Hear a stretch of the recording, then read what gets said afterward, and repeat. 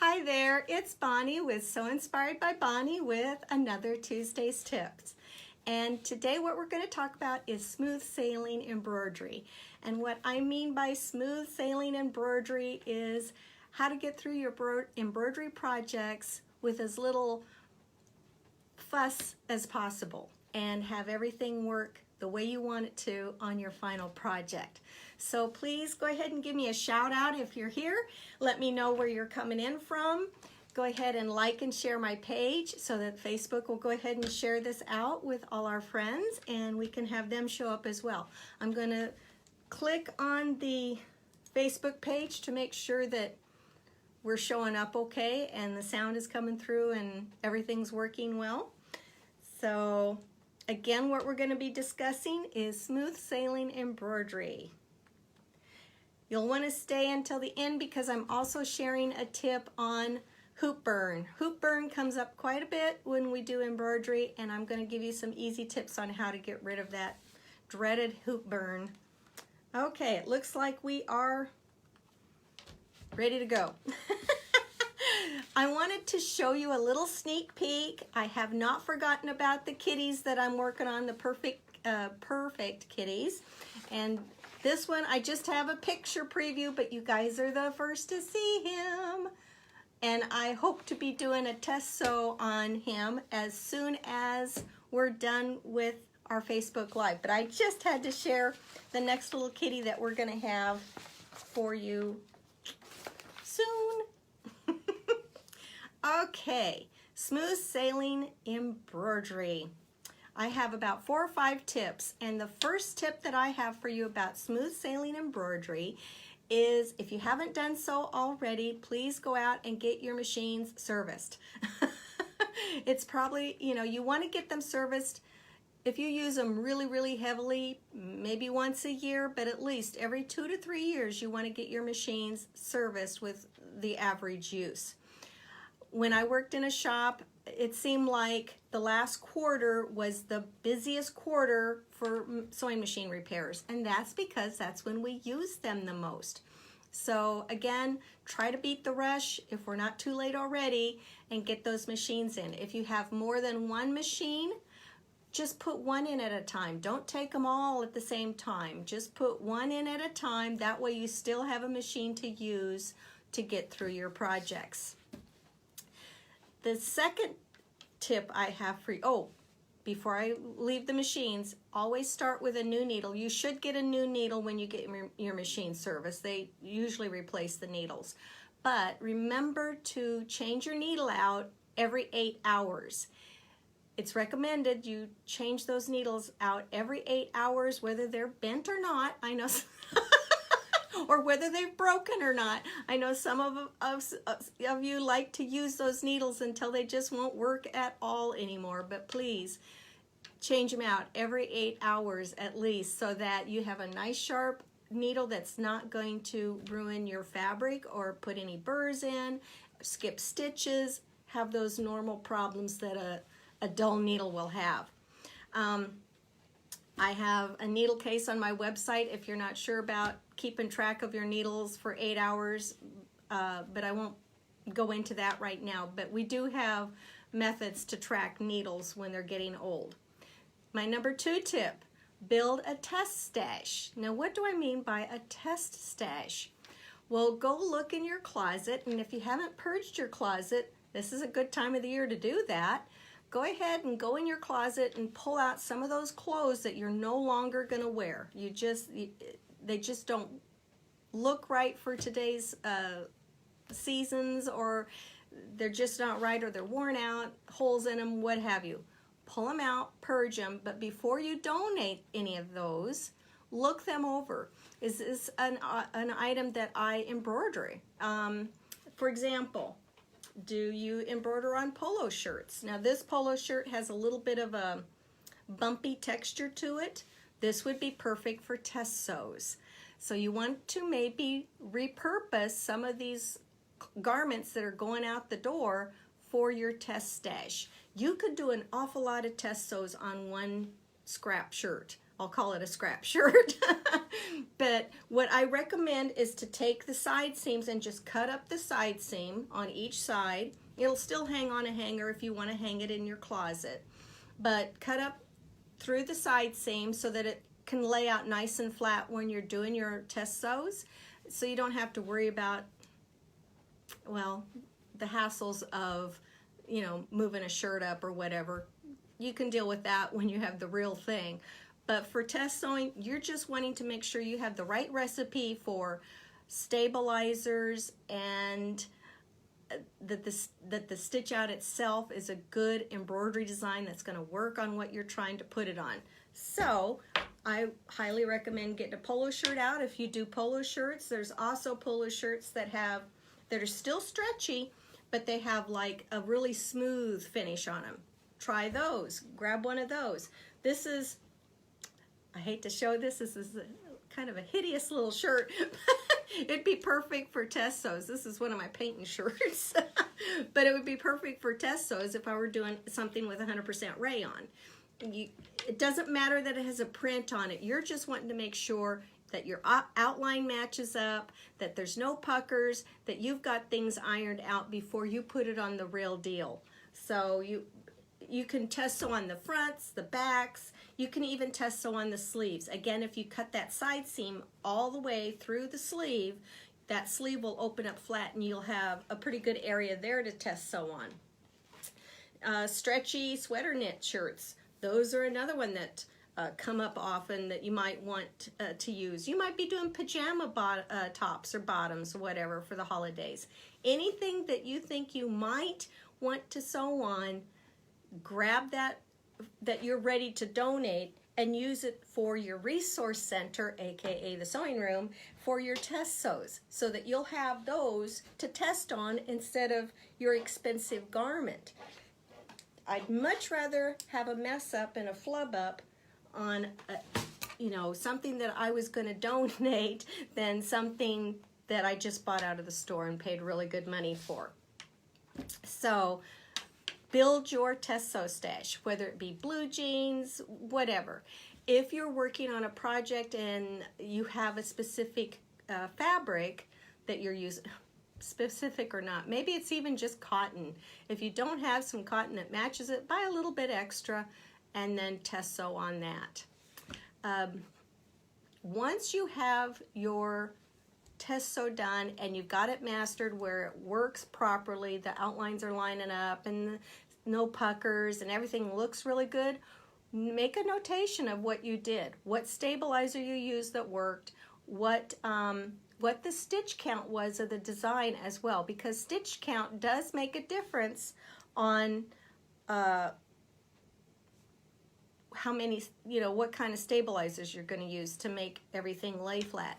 Make a notation of that, take a safety pin and pin it to your test shirt so that when you do the same, not the same project, but when you go back to do a project again on that type of fabric, you'll already have a starting point and you can compare the stitch count and the stabilizers you used, and you will learn as you go, and this will really save you time in the long run. This investment in time in the front end of it is really going to save you time in the long run. So I hope you'll take advantage of that. Use every inch. Okay, number 3. The third tip I would like to share with you is to shop sales and bargains for those items that you use most frequently.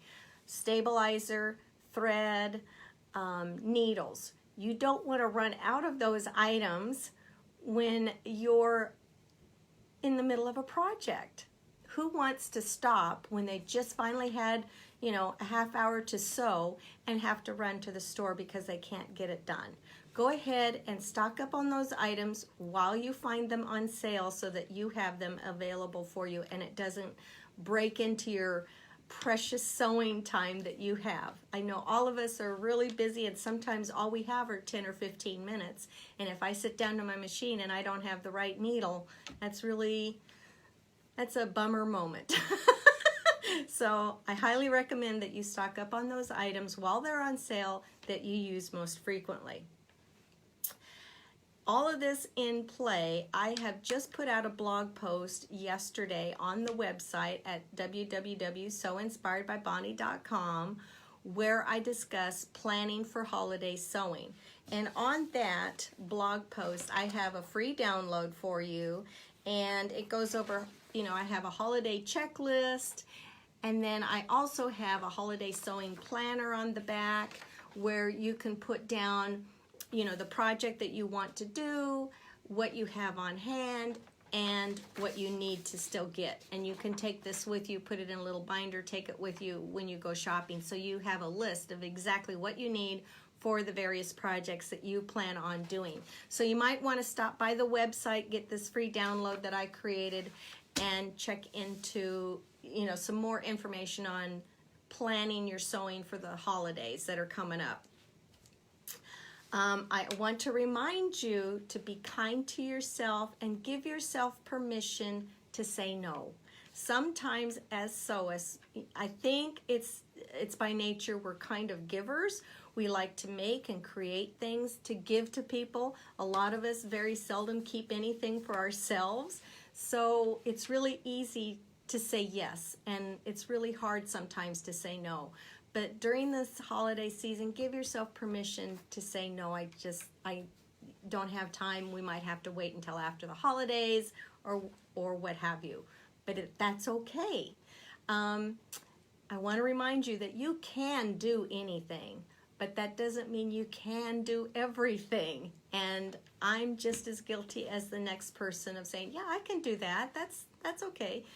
And then all of a sudden I'm looking at, this list that's way out of sight. So pace yourself and give yourself permission to say no. It's okay. Okay, let's go on to hoop burns. I know that, again, when we're embroidering for others and embroidering projects, sometimes this comes up. Now, I have heard that hoop burn is caused because it kind of squishes out the moisture when we clamp the inner hoop and the outer hoop together. It kind of squishes out the moisture. I'm not sure if that's true or not. It very well could be. Who knows? But I have run across several methods to remove hoop burn. I'll give you 3 that I think work the best. Now I've gone ahead, your squishier fabrics like this sweater knit is more susceptible to hoop burn. I don't know if you can see it very clearly on the camera. I'll see if I can get it here. But I did intentionally put a little hoop burn it's right in here.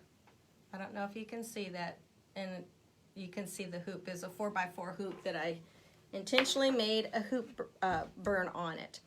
Now, for dark fabrics, it was recommended to just use a lint brush, the sticky kind, and to go over and just keep going over it, and it will remove it. It does work.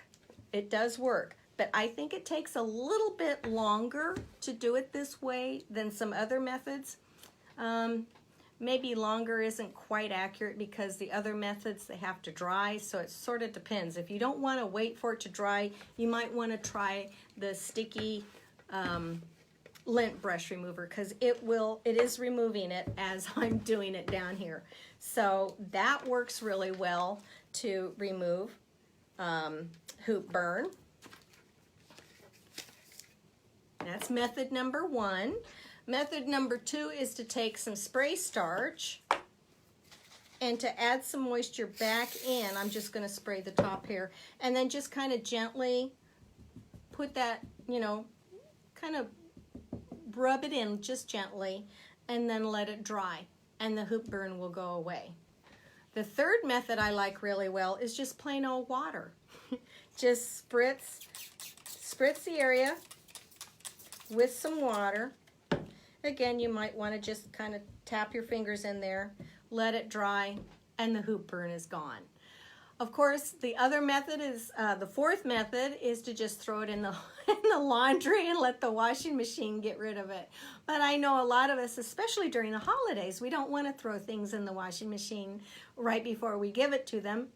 We want it to look really nice and fresh. So you might want to try just the spritz of plain white water, or you might want to try the lint brush. Again, you have to go over it, I think, a few more times, but you have to kind of, you don't have to wait for it to dry like I do the other two methods. So use whichever method you like the best and whatever works best for you.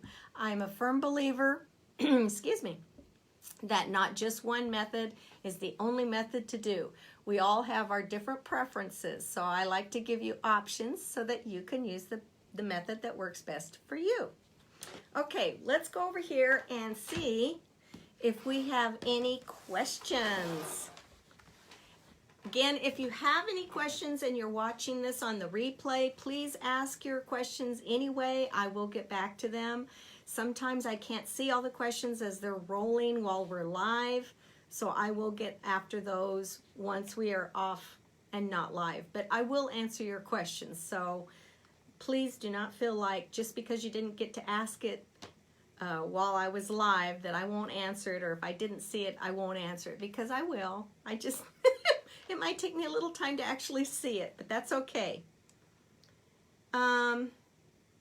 Marion says, why don't you just float the project to avoid hoop burn? Marion, that's an excellent question, and there are some fabrics I would definitely float, or I would baste inside the hoop and not hoop at all, such as towels. I don't hoop those. I don't hoop velvet, but I'm a digitizer, and I know how the commercial folks do it, and I know this is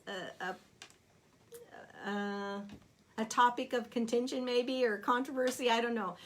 But I get the best results by hooping everything, and I know that's what they do in the commercial world. When they're doing mass producing, they hoop everything because that's what works best. But if you're getting great results with just floating, by all means float.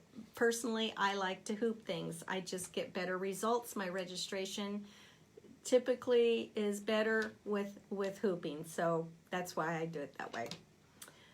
Teresa, I shop in Houston for supplies. Dealers are there and give great discounts. I always make a shopping list. That's very good advice, Teresa. I highly recommend stocking up when the sales are there so that you have it when you need it and you got it at the best price possible. A lot of times when you don't have it and you need it, you can't shop a sale and you wind up paying more for it and losing time, that precious sewing time.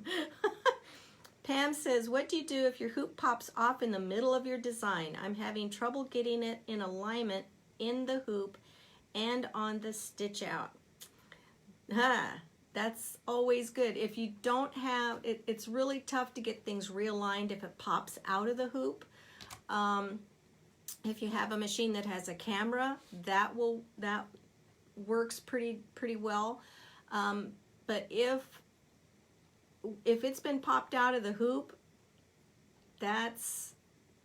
it's frankly kind of hit and miss. It's really difficult to get it right back on. Sometimes what I have done is I will find something on the design where I know I can drop my needle and make sure it's right in the same spot, but you have to also make sure that your axes, your horizontal and vertical, are straight.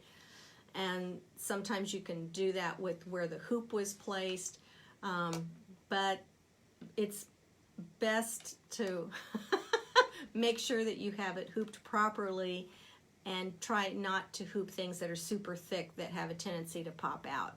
Always hoop on a flat surface, never hoop on your lap, because a lot of times things will pop out when you hoop in your lap. Let's see. Sharon said, I would be crying if this happened to me. Yeah, I think we can all relate to having something pop out of the hoop mid-project. That's not a good time, is it? No, not a good time at all. Pam Skidmore says magnetic hoops. Yeah, magnetic hoops are very good. They work really well. I'm not seeing the questions. I know there's more questions, but I can't see them because they've already kind of rolled over.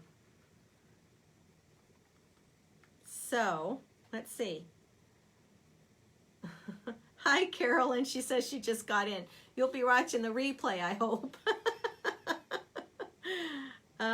Again, I'm not seeing any more questions, so we'll go ahead and move on. If you did have some questions and it just sort of slid on by and I didn't get to see it, I will answer once we get off.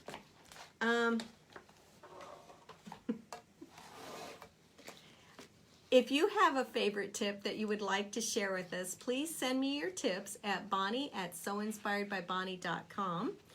And if I use your tip on the air when we're live, I will send you free, 5 half sheets, the 6 by, I think they're 6 by 10 sheets of the Glitter Flex, the Super Sparkly Glitter Flex. And here is a sample of it without the clear carrier. You can see it's a lot sparklier without the clear carrier because you don't get that glare.